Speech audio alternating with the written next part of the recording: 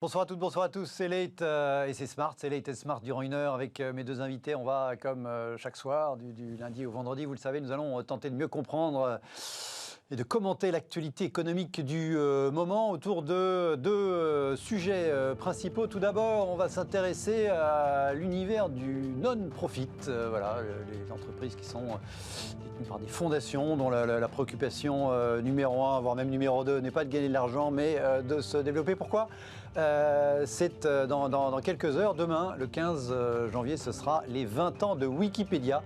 Voilà, un joli prétexte pour parler de cette à la fois de Wikipédia, évidemment, et puis de son modèle économique, de ses fondations, de ses associations, notamment dans l'univers de la technologie, et pas que. Il y a eu aussi, dans l'univers du non-profit, l'engouement récent là, pour l'application Signal, voilà, censément concurrente de WhatsApp, qui a été promue en fin de semaine dernière par Elon Musk. Bref, c'est le bon moment pour s'intéresser à ce modèle économique. Le non-profit a-t-il de l'avenir? On se posera donc cette question. Et puis dans la deuxième moitié de l'émission, on reviendra aujourd'hui encore, après hier, sur le dossier Carrefour, où, vous le savez, sur lequel l'État s'est prononcé, par la voix du ministre de l'économie Bruno Le Maire, par la voix de la ministre du Travail, Elisabeth Borne, tous les deux sont contre cette opération. L'État, Carrefour, de quoi je me mêle? Pour l'interrogation, ce sera donc le titre de ce second débat principal dans l'émission. Pour en parler de tous ces sujets, à ma droite, Daniela Ordonez, bonsoir. Bonsoir. Vous êtes chef économiste France chez Oxford Economics. Merci d'être avec nous. Lionel Baraban, bonsoir. Bonsoir. Vous êtes entrepreneur, directeur général de Famoco, entreprise spécialisée dans les terminaux mobiles connectés. Donc voilà, merci aussi. Merci à tous les deux. Tout de suite, notre petite question impératif.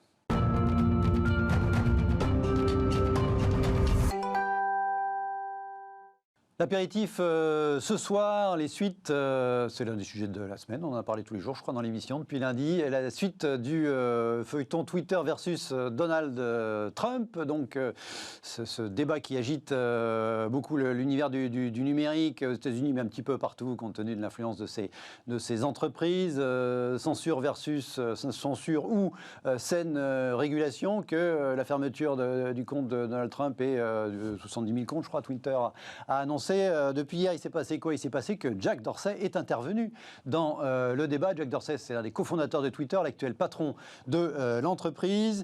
Il a fait un thread, comme on dit, c'est-à-dire effectivement un ensemble de tweets pour pouvoir dépasser les 280 caractères dans son expression. Alors, je ne vais pas tous les lire, je vais vous en présenter deux. Je ne me réjouis pas, je ne suis pas particulièrement fier que nous ayons dû bannir Donald Trump de Twitter, ni de ce qui nous a amené jusque-là. Après un avertissement clair que nous pourrions décider cette action, nous avons pris notre décision à partir des informations dont nous disposions à propos des menaces physiques à la fois sur Twitter et en dehors. Avons-nous eu raison, s'interroge-t-il? Et là, il déroule son argument, quelques extraits de l'argument. J'ai le sentiment, c'est le plus intéressant, j'ai le sentiment qu'un bannissement est de notre part un échec à promouvoir une conversation saine, sous-entendu sur le réseau Twitter. Un petit peu plus loin, prendre de telles mesures fragmente le débat public, voilà, l'opinion publique, public conversation, dit-il. Elle nous divise, elle limite les capacités de clarification, de rédemption, de pédagogie, et cela crée un précédent que je pense dangereux. De point, le pouvoir d'un individu ou d'une entreprise, précisément sur le débat public. Donc, il nous explique qu'il n'a pas pris cette décision à la légère, qu'il est conscient des implications, que ce n'est pas un succès, mais plutôt un échec. Bref, lui aussi participe au débat. Daniela, à la fois sur le débat depuis presque une semaine maintenant, et sur cette idée que c'est un danger. Comment contrer le danger? Quelle position avez-vous sur cette grosse actualité? Je pense que c'est un peu schizophrène de la part de Twitter d'agir comme ça, où le mode de fonctionnement de Twitter est quand même d'alimenter tout type de débat, et c'est comme ça qu'il survit, c'est-à-dire par les tweets, les retweets, et parfois des messages. Ça crée une audience, et cette audience, elle est monétisée. Rappelons que c'est une entreprise qui vend de la publicité. C'est quand même comme ça qu'il marche, parfois sans se soucier si c'est vrai, c'est pas vrai, qui le dit, pourquoi on le dit.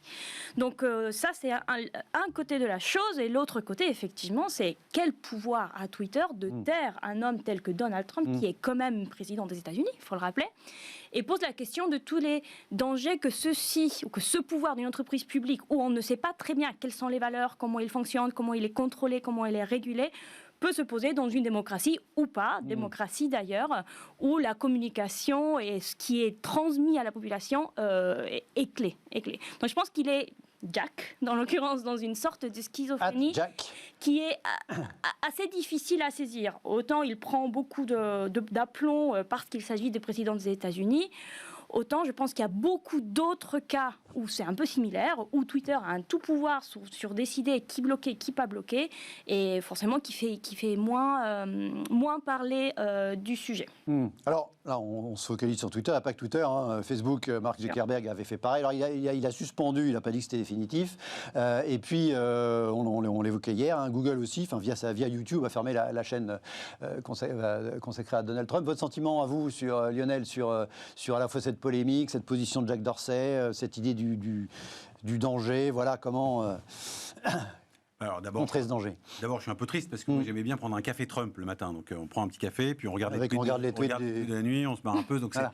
C'était une bonne façon de commencer la journée. Il y a ceux qui se désolent de ne plus avoir l'équipe en kiosque et d'avoir l'équipe le matin parce qu'ils sont en grève pour leur café. Ouais. Vous, c'était le compte Twitter de Donald Trump. Oui, c'était le café Trump le matin.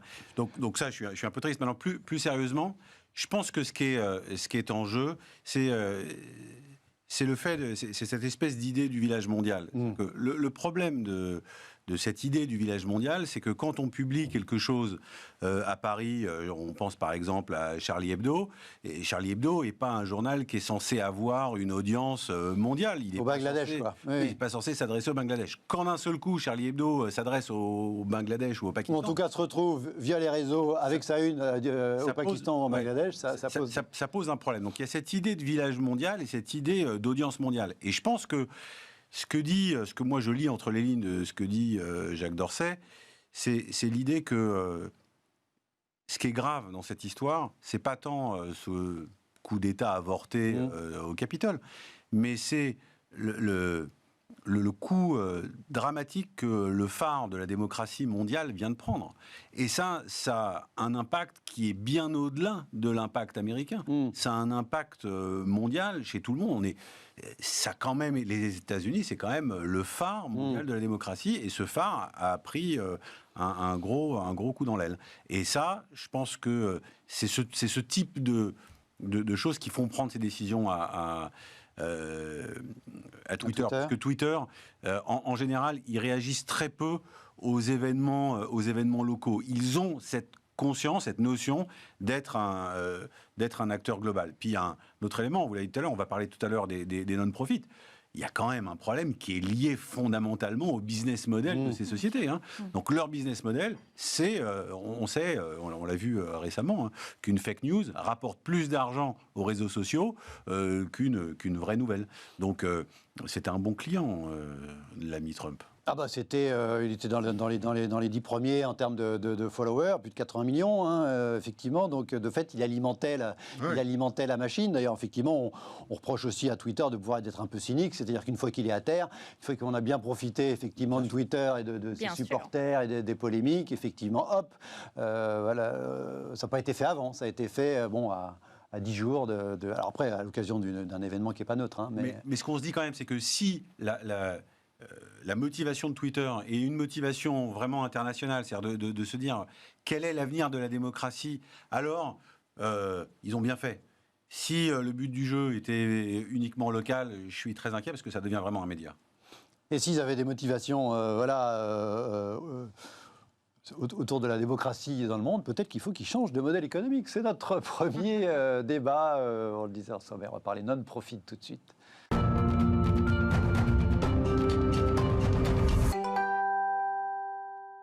Parlons non-profit, non lucratif, autour de Wikipédia. Regardez, j'ai tapé Wikipédia sur Wikipédia, il y a une page évidemment. Wikipédia, nous dit-on, est une encyclopédie universelle et multilingue créée par Jimmy Wales et Larry Sanger le 15 janvier 2001. Et voilà, donc à quelques heures près, c'est il y a 20 ans exactement. Il s'agit d'une œuvre libre, c'est-à-dire que chacun est libre de la rediffuser, gérée en wiki, un principe de mode collaboratif dans le site web wikipedia.org grâce au logiciel MediaWiki. Elle permet à tous les internautes de ça qui est le plus important à tous les internautes, d'écrire et de modifier les articles. Elle est devenue en quelques années l'encyclopédie la plus fournie, la plus consultée au monde. C'est l'un des 10 plus gros sites au monde, je crois encore aujourd'hui. En tout cas sur le web. Donc Wikipédia a 20 ans. Wikipédia fonctionne à partir d'une fondation, donc sur un modèle non lucratif. Je me suis dit que voilà, c'était l'occasion d'évoquer le modèle non lucratif de ces fondations non-profit. Je le disais dans le sommaire, il y a une autre actualité, c'est que depuis quelques jours, depuis jeudi soir dernier, là encore, on parle beaucoup de l'application Signal, parce que là, au soir des événements, donc aux États-Unis, au Capitole, Elon Musk, notre nouvel homme le plus riche du monde, a juste tweeté Use Signal.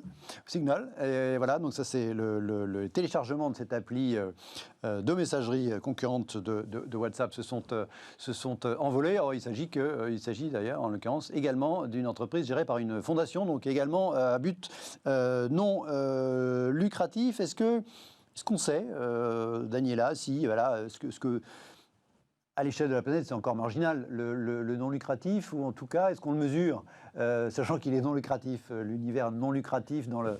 Oui, on le mesure. Bon, il y a toutes les ONG, c'est pas nouveau, ce concept de non lucratif. Après, peut-être ce qui est nouveau, c'est le non lucratif vraiment global et...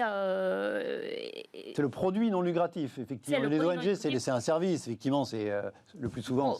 En soi, le non lucratif n'est pas nouveau, donc on le mesure. Effectivement, c'est très petit dans l'économie, à l'échelle d'un pays, à l'échelle mondiale. Par contre, parfois, ça peut faire la différence, comme le montre Wikipédia. Alors, ce que nous montre ça, c'est où le but du non lucratif est d'être indépendant des intérêts que peuvent avoir le profit, l'argent, peut-être même les pouvoirs publics, les médias, etc. Donc, c'est assez intéressant ce modèle, parce que ça donne ou ça base sur des valeurs que normalement ne sont pas ailleurs, donc le modèle classique de la société. Par contre, il faut quand même se financer quelque part. Donc le non lucratif a quand même une limite, c'est-à-dire qu'il est non lucratif parce qu'il ne génère pas de profit. Ça ne veut pas dire qu'il n'a pas besoin de financement. Il faut des dons. Globalement, en général, il faut des dons. Généralement, ce sont des dons de particuliers, d'entreprises, de pouvoirs publics, des subventions. Mais se pose toujours la question de quel est le poids et le pouvoir de ces dons financiers dans cette entreprise qui peut rester indépendante, ou jusqu'à quel point elle peut rester indépendante de son mode de financement, de son financement pour survivre. Et donc, effectivement, on a cette première problématique autour de la capacité à durer dans le temps par rapport au fait qu'on ne maîtrise pas forcément son financement. Lionel, d'abord que vous inspire ce modèle, en l'occurrence Wikipédia, je crois que... On est d'accord, c'est le truc le plus génial d'Internet, mais on évoquait rapidement dans l'émission, c'est pour ça que je dis vous rendez d'accord. Oui, c'est une extraordinaire innovation. Je regardais, je pensais à il y a le film que j'ai vu il n'y a pas très longtemps sur Netflix, qui est une série qui s'appelle Unorthodox. Et dans Unorthodox, à un moment, il y a le oui, sur une jeune femme d'une communauté juive à New York là, qui quitte. Voilà. Et il y a le making-of de cette série qui est extraordinaire. Et dans le making-of, il y a une vraie personne, donc il y a un vrai défroqué, qui n'est pas un acteur, et qui dit « j'avais pas Internet ». Et le jour où je suis tombé sur Wikipédia et je me suis dit « mais c'est complètement dingue, j'ai d'un seul coup accès à toute la connaissance du monde, je peux écrire n'importe... » Et donc, son émerveillement j'avais trouvé ça, son émerveillement était très très émouvant. Oui, sachant qu'on est presque habitué, mais qu'en fait c'est extraordinaire. C'est ça. Voilà. Et donc lui, il le découvrait comme ça. Par rapport à des personnages qui sont un petit peu en dehors de la modernité, compte tenu de leur conviction. Absolument. Et donc son émerveillement était fabuleux à voir. Et je me dis que quand même, dans les non-profits, c'est aussi un vecteur d'innovation extraordinaire. Je pense par exemple aux Nations Unies, et par exemple au Programme alimentaire mondial, qui a eu le prix Nobel de la paix cette année, et qui a été vecteur d'innovation fabuleuse en termes de distribution, de coupons alimentaires. Alors évidemment, j'en parle un peu parce que c'est ce qu'on fait chez Famoco, mais je trouve que c'est un vecteur d'innovation qui a comme principe pas celui d'enrichir sans fin des actionnaires. Et ça change complètement la façon dont on imagine l'innovation. C'est marrant parce que ce que vous dites, parce qu'on dit souvent que précisément ce qui nourrit l'innovation, c'est quand même beaucoup le capitalisme, et que les pays les moins capitalistes, c'est pas eux qui historiquement, en tout cas au XXe siècle, ont été le plus innovants. Je crois pas ça. Je crois pas du tout ça. J'ai eu la chance de vivre en Californie dans les années 2000 et d'avoir rencontré en tout cas les fondateurs de Google. Je pense qu'au tout début, Sergey Brin, quand Google n'était... ils font pas ça pour gagner de l'argent, on est d'accord. Pas du tout ça pour gagner de l'argent. Et ils avaient chevillé au corps un envie de changer le monde, une envie... Et donc, très proche du non-profit. Au départ de Google, c'était pas du tout clair que ça allait devenir cette espèce de monstre du capitalisme. Ça aurait pu devenir une non-profit. Donc, moi, je pense que, au contraire... Le non-profit, c'est un vecteur d'innovation et de changement extraordinaire. Et quand on regarde, si on reprend notre point sur Twitter de tout à l'heure, c'est le ver dans le fruit, chez Facebook, chez Twitter, chez WhatsApp, c'est la façon dont on monétise ces audiences. Et la façon dont on monétise ces audiences amène de façon inéluctable et implacable un algorithme à soit vous enfermer, soit vous fournir de fausses informations. Est-ce que ce n'est pas un dommage collatéral qui relève du mal nécessaire, pour reprendre comme une certaine... Est-ce que Twitter, effectivement, je pense que Twitter, je connais un peu l'histoire, j'ai lu un peu de bouquins sur la création de Twitter, ils ne sont pas non plus les créateurs dans une logique de pognon à tout prix. Ils ne sont pas d'accord entre eux, d'ailleurs c'est une histoire assez incroyable, ils sont mis sur la gueule pendant un nombre incroyable de fois, les patrons ont changé tous les 6 mois, bref, et puis ils avaient quand même envie, eux, de changer le monde, comme vous le dites, une direction un peu, pas exactement la même pour les uns et les autres, mais globalement, en revanche, ce qui a fait que ils ont eu des financements et qu'ils ont pu grossir, se planter, réussir, etc. C'est globalement qu'il y a un financement capitaliste derrière, d'investisseurs qui, eux, font ça pour gagner le pognon. Donc pour un Wikipédia est-ce que Wikipédia, qui est un super exemple, n'est pas de fait, je me fais l'avocat du diable, un contre-exemple précisément de l'exception qui confirme la règle? Je crois pas. Je crois pas. Je crois que la question, c'est vraiment la question du business model. Sur quel principe on souhaite gagner de l'argent? Est-ce qu'on souhaite gagner de l'argent sur le principe d'un service qu'on rend à des utilisateurs et cette promesse de la gratuité contre une audience, c'est ce business model qui a été choisi. On aurait pu en choisir beaucoup d'autres. C'est un choix de business model, le problème. Je ne pense pas que ce soit... En même temps, des exemples de succès à la Wikipédia, alors peut-être que Signal sera un succès, j'en sais rien, sans aller dans les ONG. Effectivement, il n'y en a pas tant que ça. Il y a plus d'exemples de business classiques qui ont réussi que de business... Et les ONG, même question, est-ce que Wikipédia n'est pas un contre-exemple de préciser? Moi, je pense qu'il y a plusieurs contre-exemples, mais que oui, ça fait partie des contre-exemples. C'est-à-dire que quand on est dans le non-profit, même si les valeurs sont louables, et heureusement qu'elles sont là, peut-être qu'il y a une sorte de plafond de verre où on ne peut pas devenir un mastodonte, on ne peut pas avoir une portée aussi grande que quand on est dans le modèle capitalistique, qui effectivement, parce que le modèle change, ou Twitter qui devient, ou Google, vous parliez de Google, qui devient à être innovant, changer le monde, à devenir quand même une machine à cash, le potentiel de grandir, de survie et même de se projeter dans les années à suivre est compliqué. C'est peut-être un peu différent dans le numérique, précisément, parce que dans le numérique, en tout cas, si vous avez du succès ou si vous avez un produit attrayant, vous avez une capacité à être mondial et donc à avoir des millions de donateurs, ce qui doit être le cas de Wikipédia, plus importante qu'avant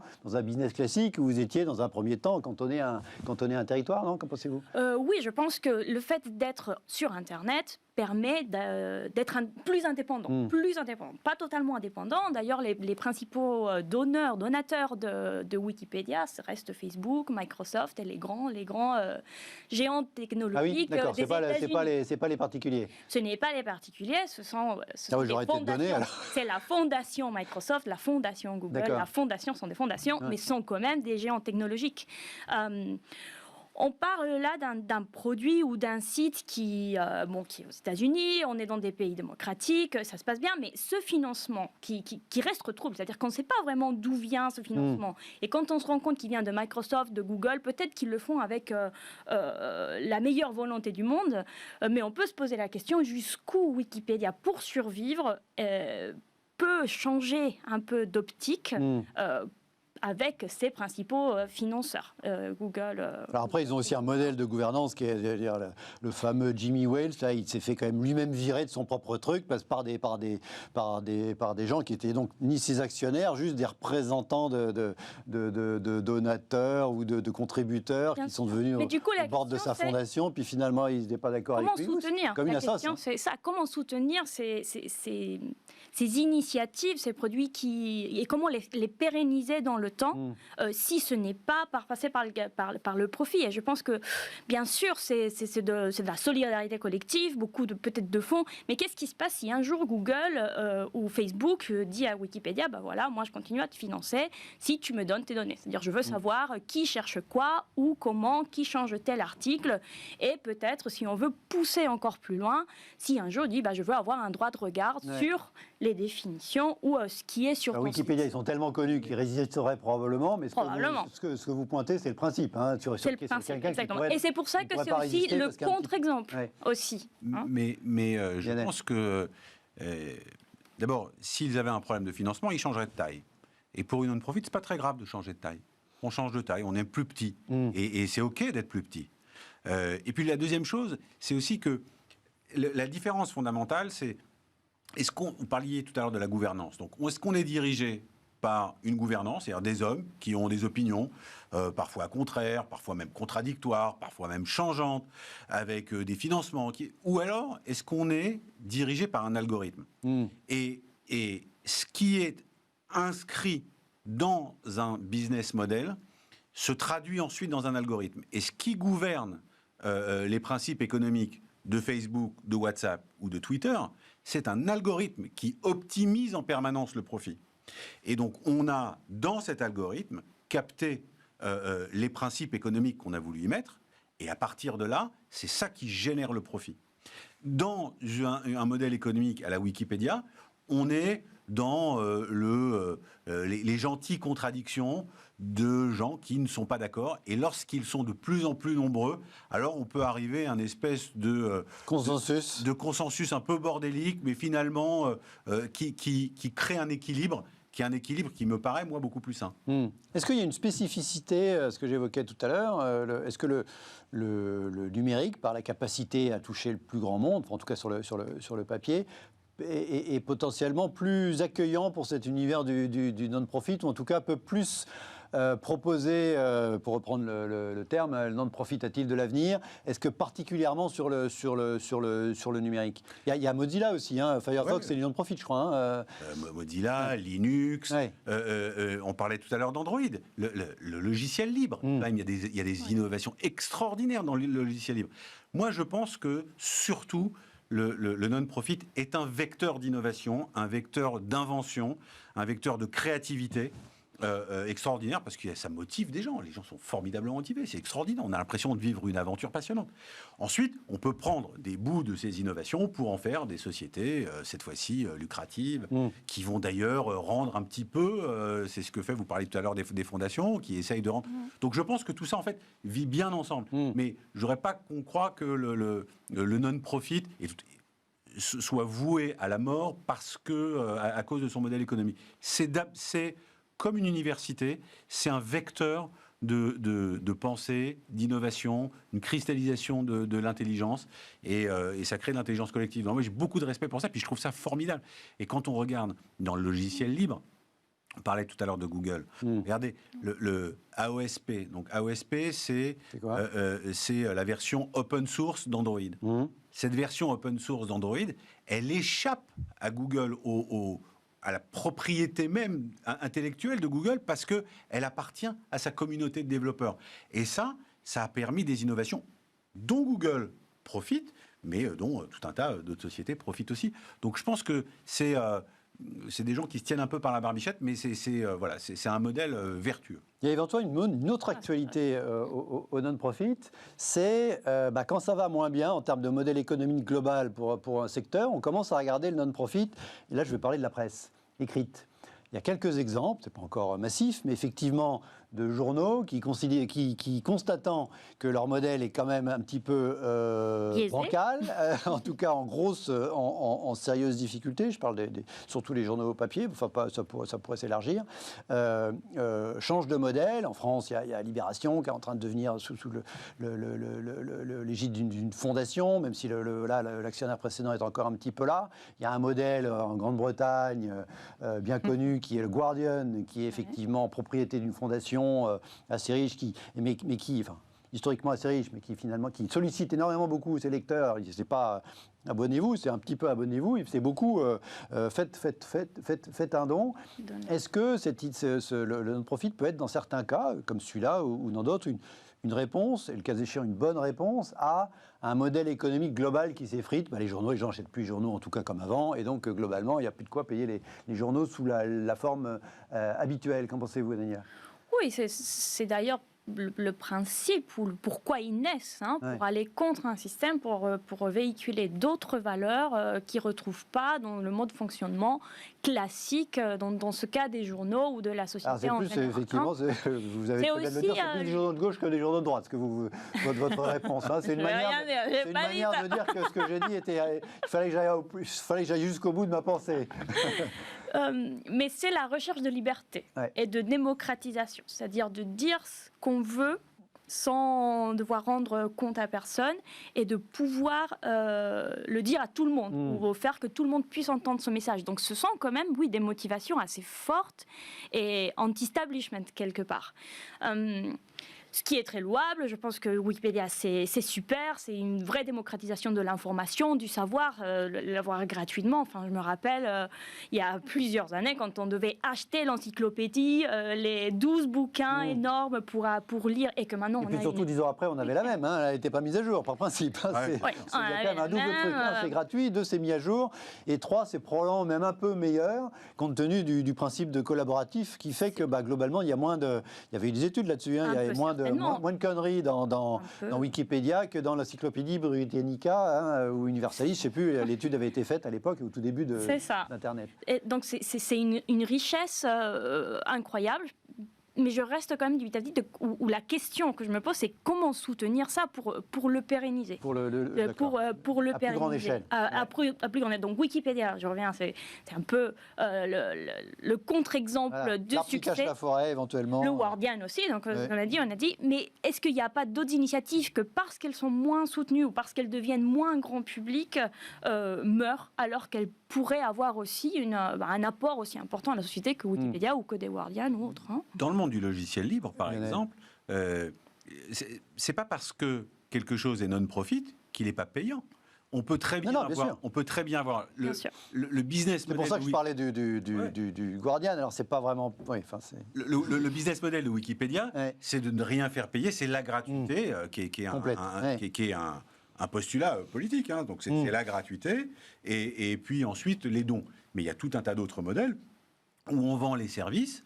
Mais cette fois-ci, pas pour faire du profit. On vend les services pour couvrir une innovation, des coûts, des salariés, et il n'y a pas de limite à la croissance. Donc c'est un autre modèle. C'est juste un autre modèle. Alors vous êtes enthousiaste, tant mieux. Lionel, directeur général d'une boîte. Est-ce que votre boîte, elle fonctionnerait aussi bien si c'était une fondation? Qu'est-ce qui changerait? C'est très compliqué pour moi de répondre, j'en sais rien. Mais en revanche, ce que je sais, c'est que nous, on travaille beaucoup avec le World Food Programme, avec le Programme alimentaire mondial, et que la façon qu'a une société commerciale de travailler avec une non-profit, ça change un peu la dynamique. Ça crée énormément d'enthousiasme dans les équipes. C'est vecteur d'attractivité en termes de talent. C'est pas pour ça que vous faites du pro bono, par exemple. Non, on fait pas du tout de pro bono. Moi, je dois. C'est un business, oui. C'est un business. Moi, je dois rendre de l'argent à mes actionnaires. Donc, je dois créer de la valeur pour mon entreprise. C'est très important. Donc, non, c'est pas du tout pro bono. Mais en revanche, ça crée un état d'esprit qui est un petit peu différent. Et je trouve que ça génère, ça favorise l'innovation. Et donc ça, c'est formidable. Et c'est pour ça que je dis que ces non-profit qui vivent à côté de sociétés comme Famoco, qui sont des sociétés tout à fait profitables, en tout cas qui essayent de l'être le plus possible, ça marche très bien ensemble. Et l'idée que j'évoquais avec la presse, d'essayer, quand ça va mal, de basculer dans le non lucratif, dans le non-profit, pour essayer de se trouver un avenir, comme peut-être un certain nombre de titres de presse aujourd'hui. J'en évoquais quelques-uns, et dans des exemples dans le monde, il y en a pas mal. Moi, j'y crois moins, ça, parce que je pense que la véritable question, c'est est-ce que des gens sont prêts à payer pour un service ou pas? Est-ce qu'ils ont envie de ce service ou pas? Que ce service génère du profit ou qu'on décide qu'il ne génère pas de profit, c'est-à-dire que le coût soit moindre, c'est une autre question. Mais donc la question de savoir si c'est profitable ou pas profitable, parce que c'est une profit, non-profit, et n'a rien à voir avec le fait de savoir si on veut le service, et si le service qu'on rend aux utilisateurs, aux lecteurs, est de qualité, est-ce que ces utilisateurs, ces lecteurs sont prêts à le payer? Voilà. Allez, on marque une courte pause, restez avec nous, on va parler d'entreprises qui font du profit dans une deuxième moitié avec le dossier Carrefour.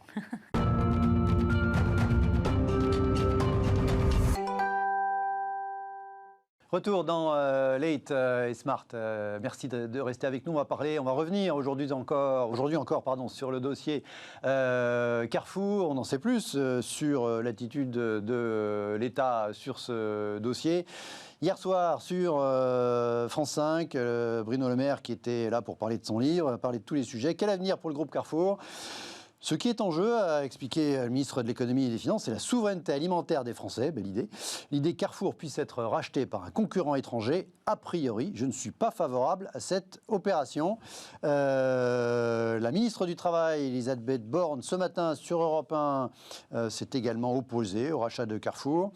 Elle nous a dit qu'elle n'était pas favorable je suis favorable à ce qu'il n'y ait pas de remise en cause de l'actionnariat actuel de Carrefour. Rappelons que c'est une entreprise 100% privée, Carrefour évidemment.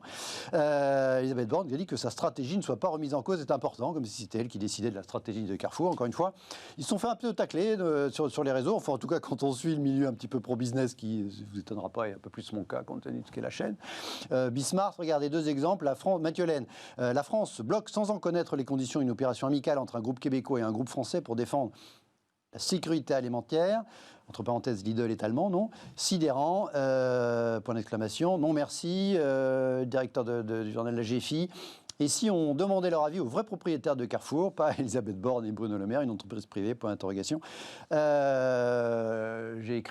intitulé ce débat « L'État et Carrefour, de quoi je me mêle ?» Tout le monde était un petit peu surpris. Un, par la rapidité avec laquelle l'État s'est prononcé. Deux, parce que sur le fait que l'État se prononce de façon aussi péremptoire et manifestement définitive. En France, c'est qu'une fois que le ministre de l'économie a dit qu'il n'était pas favorable à une opération, même si c'est entre des acteurs complètement privés, c'est pas forcément bien parti, même si les marchés financiers ont l'air d'y croire quand même un petit peu, parce qu'effectivement l'action elle avait pris 13 ou 15% hier. Elle a bien rechuté ce matin, et puis finalement, en milieu d'après-midi, elle n'était plus qu'à -2. Donc globalement, sur les 2 jours, on a quand même une grosse progression.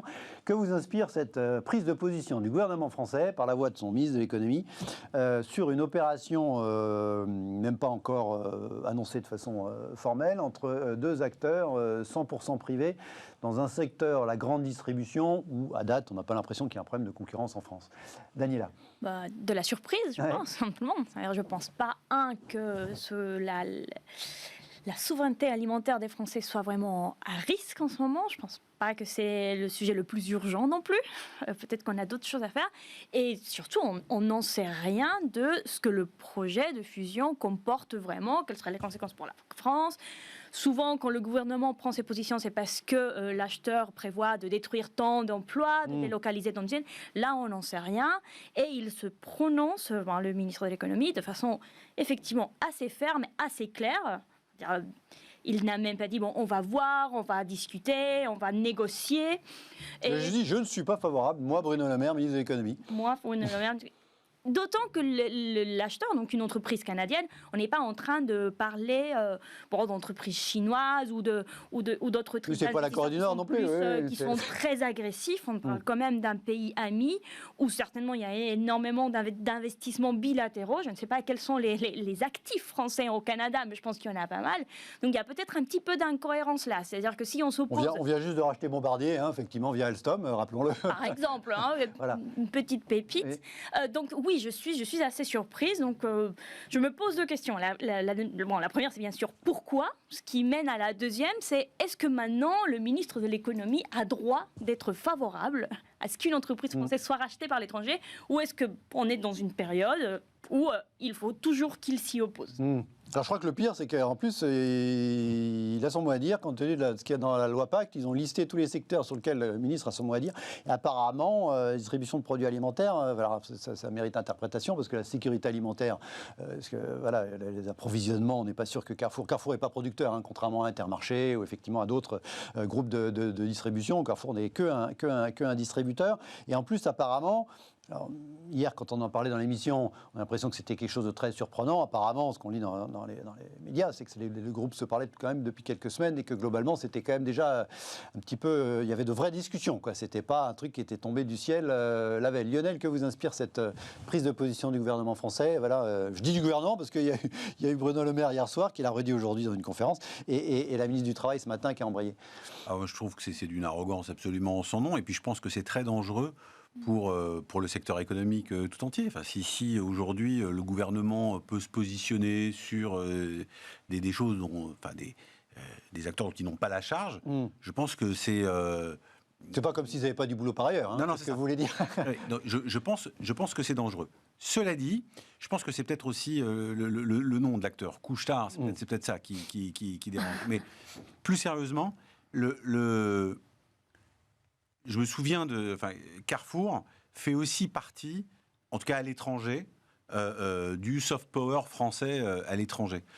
Quand les Chinois, alors Carrefour est sorti de Chine, mais quand moi j'étais en Chine et que les Chinois allaient chez Dialefou, chez Carrefour en Chine, ils allaient en France. Ouais. Et donc c'est un des vecteurs du soft power français très important à l'étranger. Et je pense que c'est ça qu'ils veulent garder, mais je pense que... Et c'est louable. Et je souscris à cette... Enfin, il n'est pas prévu d'appeler Carrefour Couche-Tard dans les magasins en France. Non, mais c'est la précipitation. Et puis surtout, que le ministre de l'économie en discute avec les patrons de Carrefour, etc., c'est tout à fait logique, c'est très bien. Mais aller... utiliser ça dans les médias, pour moi, c'est l'utilisation d'une nouvelle économique pour faire de la communication politique dans les médias. Et ça, honnêtement, je trouve que c'est pas à la hauteur. C'est pas bien. Et surtout alors, en plus, Bruno Le Maire, je le disais, il était sur un plateau de télé pour parler de son livre, parce qu'il a eu le temps d'écrire un livre. Alors, c'est sûrement un gros travailleur, et globalement, il a sûrement beaucoup travaillé cette année, il n'y a pas de doute là-dessus. Il est censé s'occuper de la relance en France, quand même, globalement. Il y a des centaines de milliards à distribuer, ou en tout cas à évaluer, à emprunter. Et globalement, effectivement, sur un sujet où il n'est pas en première ligne. Alors, vous allez me dire, il y a un journaliste qui lui pose la question, mais il n'est pas obligé de répondre, je ne suis pas favorable. Il peut répondre, effectivement, comme vous le disiez, on va regarder. Et puis, il y a quelques années, quand Arnaud Montebourg s'était opposé au rachat... comment s'appelle de Général Electric. Non, pas Général Electric, de cet acteur de la tech. Dailymotion. De Dailymotion, exactement.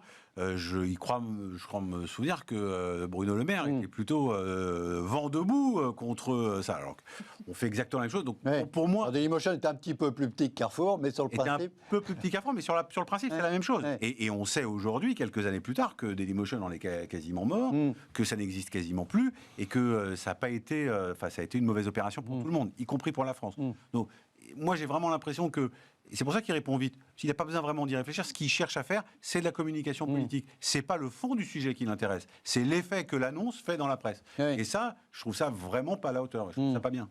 L'idée qu'il y ait des secteurs stratégiques, elle est partagée, je pense, par tout le monde, acceptée par tout le monde. Je le rappelais hier dans l'émission, fin décembre, le gouvernement français s'est opposé au rachat d'une entreprise d'optronics, la Photonis, qui est équipementier de l'armée française, par un groupe américain. Déjà, on en avait un petit peu parlé, parce que l'acheteur était américain et que c'est censé être des alliés, et qu'en plus, l'acheteur était déjà fournisseur de l'armée française.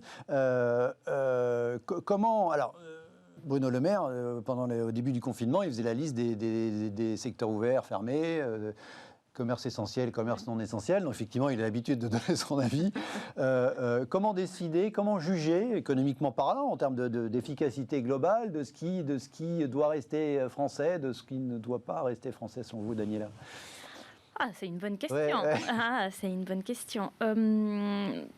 Je pense que c'est le risque à pouvoir s'approvisionner à un prix correct pour subvenir aux besoins de la France. Mais souveraineté, d'autonomie, de décision. Mais pas seulement ça, parce que quand on pense à ça, on pense seulement au flux, c'est-à-dire est-ce que, dans ce cas de Carrefour, est-ce que je vais avoir assez de nourriture pour nourrir les Français? C'est ça dont il parle quand il parle de souveraineté nationale ou alimentaire des Français.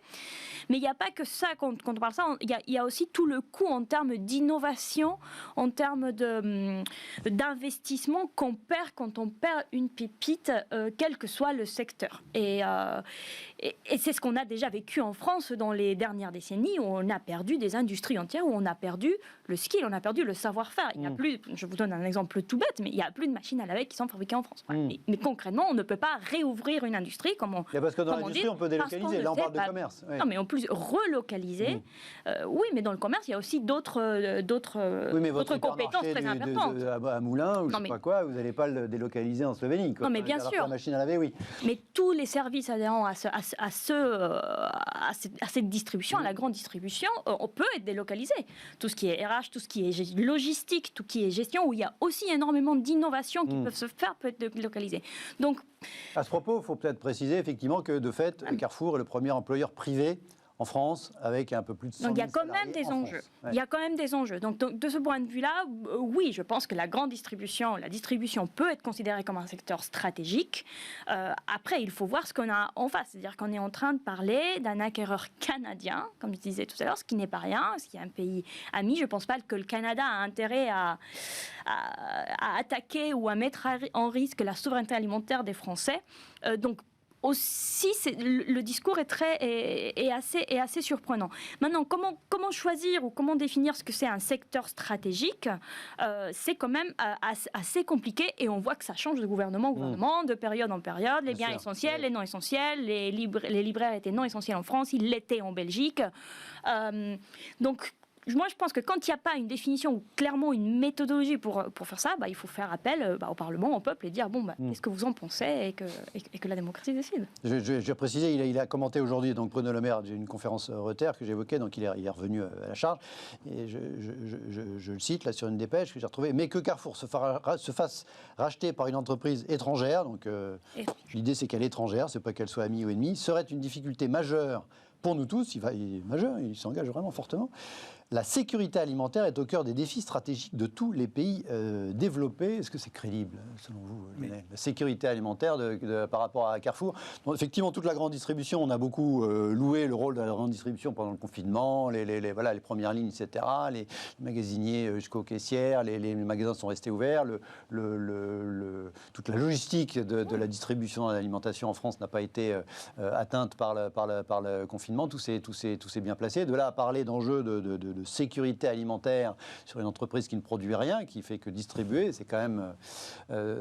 ou alors, effectivement, on va comprendre qu'il y a des enjeux cachés. Mais... Non, moi, je ne pense pas qu'il y ait des enjeux cachés. Je répète, je pense qu'il y a d'abord un enjeu de communication et de position politique. C'est la première chose. Mais surtout, je me dis, quand je regarde moi, mes petits copains de la tech, ce qu'on essaye tous de faire, c'est surtout de ne pas être essentiel. Parce que si d'un seul coup, il vous arrive de devenir important et essentiel... C'est le début des emmerdes. C'est le début des emmerdes. C'est-à-dire que vous allez avoir du double usage, vous allez avoir des cris... donc, d'un seul coup, votre valorisation diminue. Et aux États-Unis, quand je dirigeais une boîte aux États-Unis, dès que vous êtes une boîte essentielle aux États-Unis, votre valorisation est multipliée par 2 parce qu'on a créé un marché autour. Et donc, comment on peut dire à une entreprise, vous êtes essentiel, donc vous n'avez plus accès aux capitaux étrangers, mais les capitaux européens ne sont pas là non plus, les capitaux français, ils ne sont pas là non plus. Si on pense que c'est essentiel, alors il faut aller jusqu'au bout. Il faut que le gouvernement entre au capital de Carrefour, et à ce moment-là, ils auront leur mot à dire. Je trouve ça terriblement dérangeant, en tout cas pour un entrepreneur, l'idée qu'un gouvernement ait quelque chose à dire.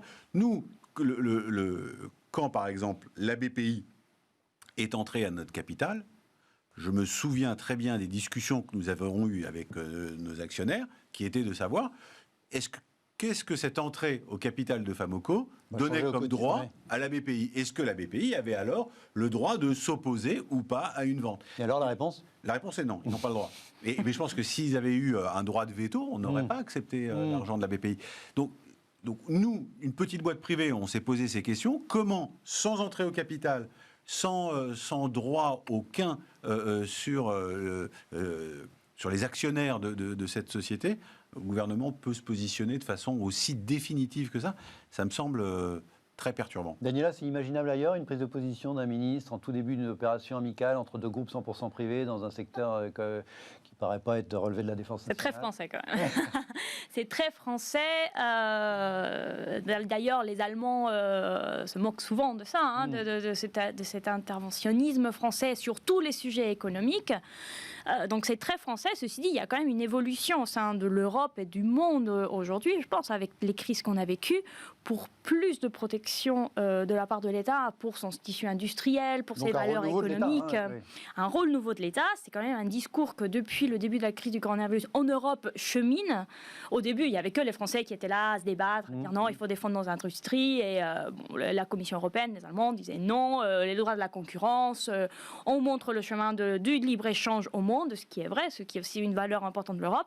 Depuis la pandémie, c'est vrai qu'on s'est rendu compte qu'on est très dépendant de certaines sources étrangères pour des approvisionnements essentiels, notamment de médicaments, de matières premières. Donc la question se pose. Et cette idée d'être plus protecteur pour l'industrie chemine en Europe. Alors la question est double pour moi. Est-ce que être protecteur, c'est prendre des décisions pour le secteur et le protéger avec du protectionnisme, ou est-ce que c'est au contraire, comme vous dites, créer une ambiance ou un environnement propice à ce que les capitaux se développent et qu'ils restent dans le territoire. Oui, parce que dans l'émission du ministre de l'économie, il y a aussi effectivement l'attractivité du pays, vendre pour faire en sorte que les étrangers viennent investir en France. On ne sait pas si le message est formidable là.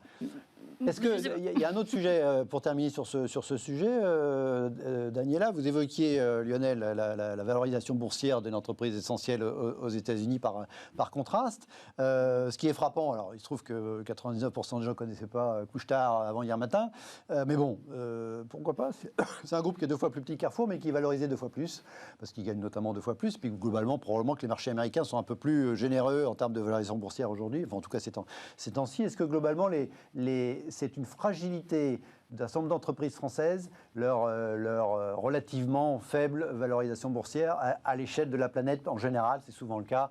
On dit souvent ça pour Danone, etc. On parle de milliards. Bon, voilà. Je ne sais pas si c'est une faiblesse. Hier, ça devait être, avant la hausse, c'était quelque chose comme 12 milliards, alors qu'on parle souvent en dizaines, en cinquantaines, en centaines de milliards pour les plus grands groupes mondiaux. Ça fait des bonnes cibles. Dire que non, justement, oui. C'est pas cher. Et du coup, est-ce que c'est une faiblesse un peu inhérente à notre capitalisme? Les grands groupes français sont globalement, à quelques exceptions près, dans le luxe. J'ai du mal à répondre parce que j'ai du mal à dire que le fait que des capitaux étrangers s'intéressent à moi ou à nos entreprises est une faiblesse.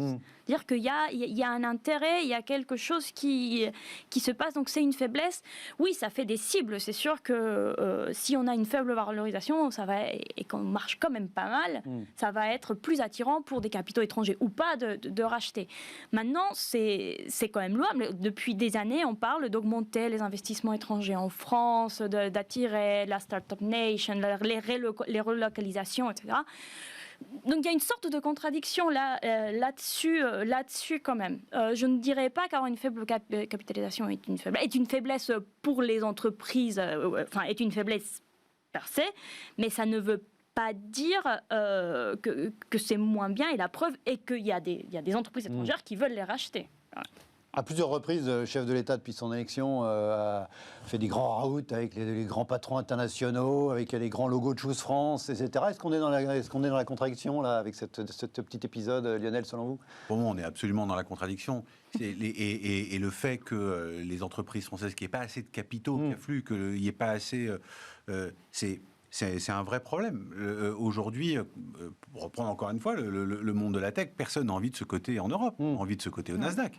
Ça n'a pas de sens de se coter en Europe. Et pas parce que la qualité des entreprises est différente, c'est parce que le marché ne les valorise pas de la même façon. Alors maintenant, il y a quand même un sujet sur la capacité d'innover. Quand on regarde la capacité d'innover de Couche-Tard et la capacité d'innover de Carrefour, qui se pose encore tout un tas de problèmes sur son modèle, sa digitalisation, le click and collect, comment ça marche, etc. Donc, Mais moi, je pense que... À ce propos, d'ailleurs, c'est génial. Hein, les ministres, ils ont dit Carrefour est sur la bonne voie, une bonne stratégie. Voilà, il faut que ça continue. On veut que cette stratégie se poursuive. Enfin, c'est surprenant. C'est absolument surprenant, mais c'est indispensable. Je comprends hein, l'idée de souveraineté nationale, de souveraineté européenne, mais il faut la construire. Et on ne la construit pas à coup de c'est bien, c'est pas bien, à coup de dictat. On la construit à coup d'attractivité pour les capitaux. Que les capitaux étrangers aient envie de s'investir dans les bourses européennes, c'est formidable. C'est ça qu'on cherche, je crois, non ?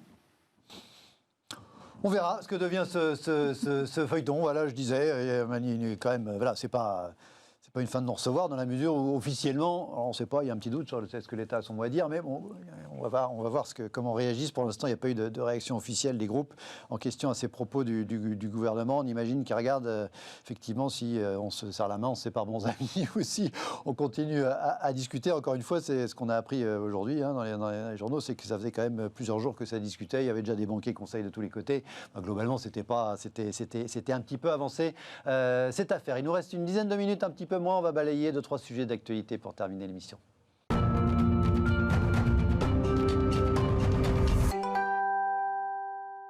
Si vous êtes des fidèles de cette émission, vous savez que j'ai des marottes, des sujets qui reviennent régulièrement.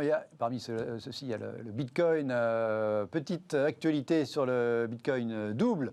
D'abord, Madame Christine Lagarde s'est prononcée lors d'une conférence.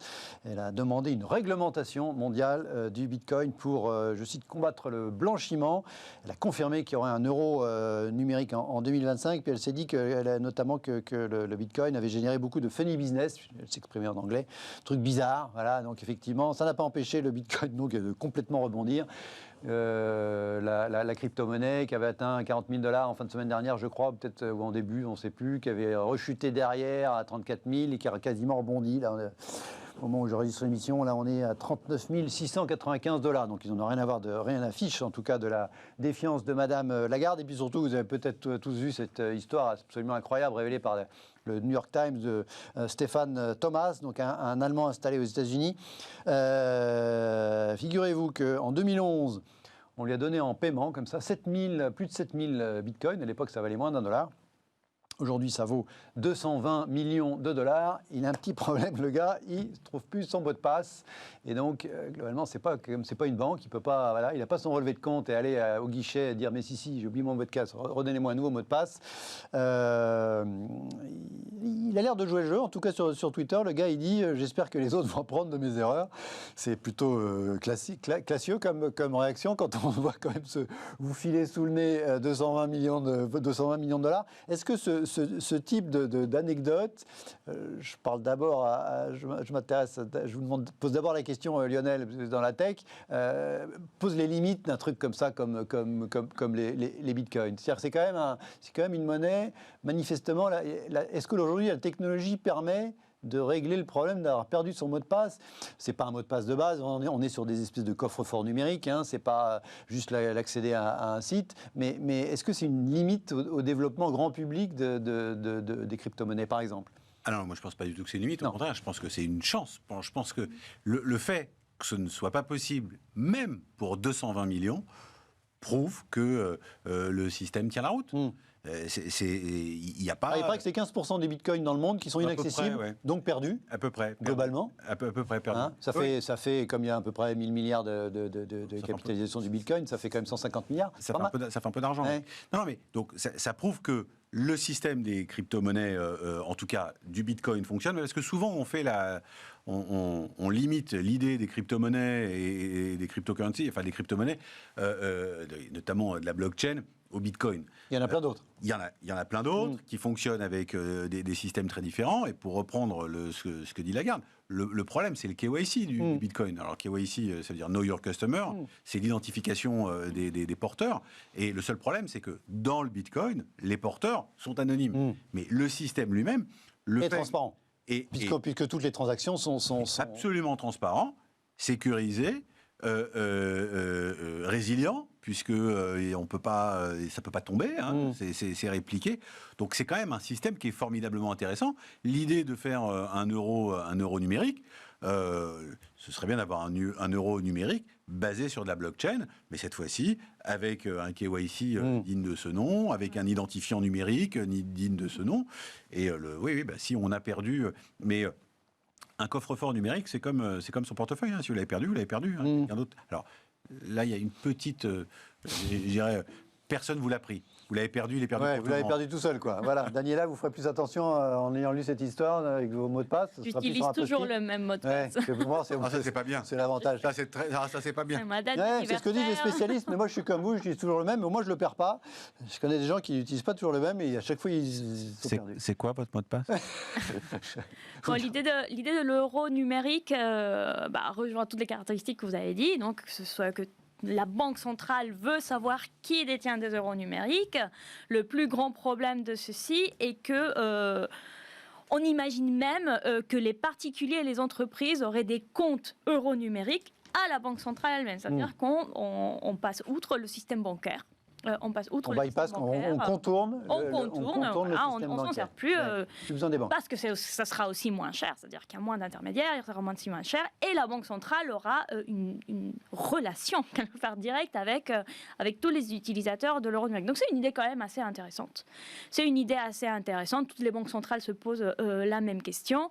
Maintenant, est-ce que si tout le monde a une monnaie numérique dans un système fermé qui marche quand même de façon fermée, même s'il marche très bien, est-ce que ça va vraiment être utilisé ou utilisable par beaucoup de consommateurs ou d'utilisateurs? Pour moi, c'est un peu, c'est une question ouverte. Après, il faudra voir comment les banques centrales parlent entre elles pour faire communiquer ou pas les systèmes numériques de monnaie numérique entre elles. Mais parfois, j'ai peur de voir une création d'une multiple systèmes fermés qui ne communiquent pas entre eux et qu'au final, il n'y en aura qu'un qui marchera mieux que les autres et tout le monde ira là-dessus. Allez, sans transition, la Renault 5. Luca De Meo, patron de Renault, a présenté sa stratégie pour les prochaines années ce matin. Il a dit que la marque Renault, elle allait incarner la nouvelle vague. Il se rattache au cinéma des années 60. Et puis, on relance la R5. Renault va relancer les R5, 100% électrique. Donc, on a vu les relances pour la coccinelle avec la New Beetle. Luca De Meo lui avait relancé quand il était chez Fiat la 500, la relation de la relance de la R5, ça vous rend nostalgique, que là vous réajustez comment en 15 secondes, là comme ça, Lionel. C'est bien d'utiliser les anciennes marques, c'est une bonne idée? Je sais pas, je me demande comment Elon Musk regarde cette annonce. D'accord, c'est dit. Daniela, comment vous réagissez à la relance de la R5? Moi, je trouve que c'est pas mal d'avoir un fil conducteur cohérent dans l'histoire. Ça rappelle aussi qu'on... L'identité de marque, on vient de loin. Ouais, on vient de loin et on est toujours là. Donc, je trouve ça assez positif. Voilà, pas d'accord sur ce dernier point. Merci à tous les deux d'avoir été à mes côtés ce soir. Merci à vous de l'avoir regardé. On se retrouve demain, même heure, même adresse sur Bismart. Bonne soirée.